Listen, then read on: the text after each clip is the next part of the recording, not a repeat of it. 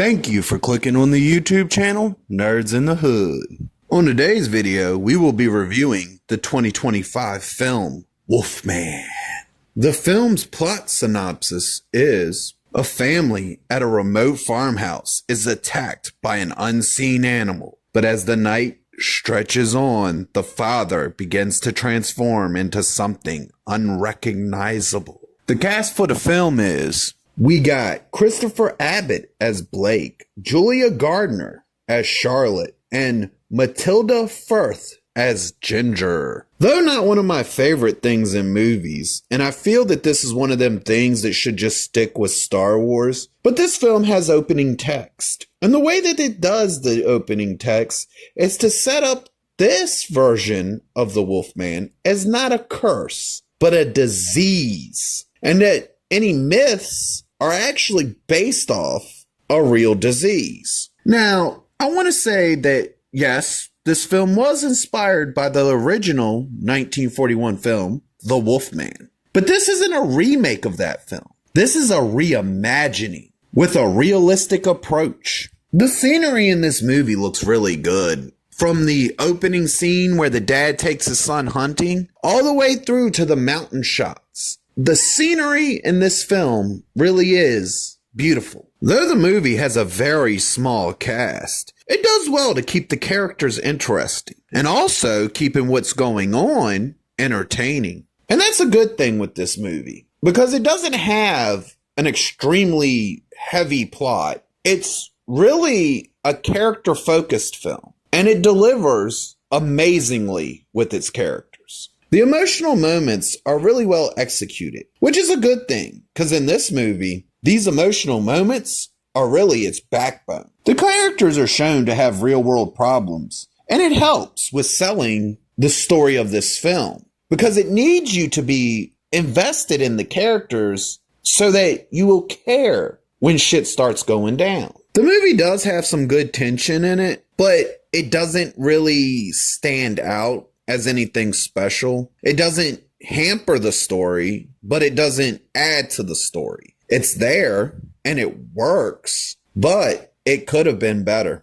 Thanks to the way the movie portrays the Wolfman as a disease and not a curse, the effects that this disease has on its host is the center point of this film. And it is really well shown throughout the course of the film as he slowly becomes less and less human and more Wolfman. And the effects for this are amazing, by the way. The film has several moments in it where it does great at showing Blake slowly become consumed by the disease. It even shows at a point that he's not even realizing how bad he is. But the film does good to switch back and forth between his point of view and the wife and daughter's point of view, so that you can see that not only is he continuously deteriorating through the course of the movie, but how it's affecting them is well represented within these scenes too. This movie takes a completely original stance when it comes to not only the look of the Wolfman, but how the Wolfman transforms.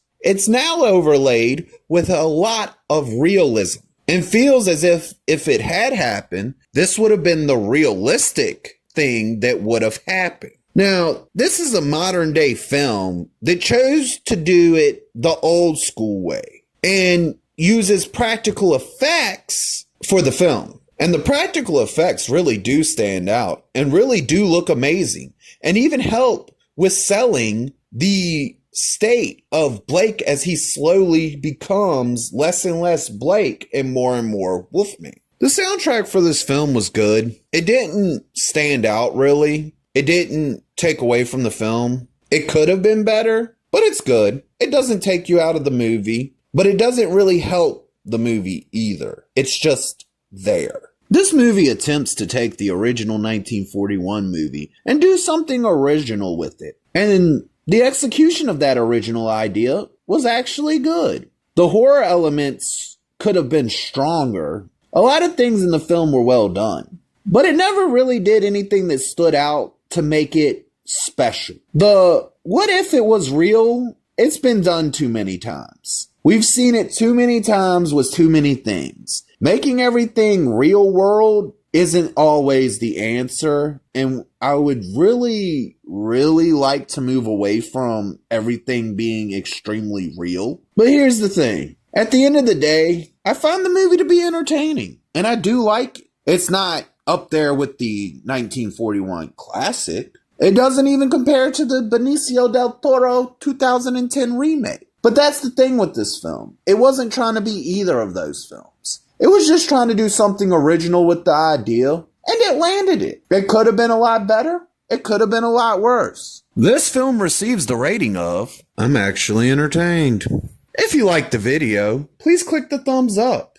If you disagree or agree with me, please leave a comment. And if you really want to see more of me, please hit that subscribe button.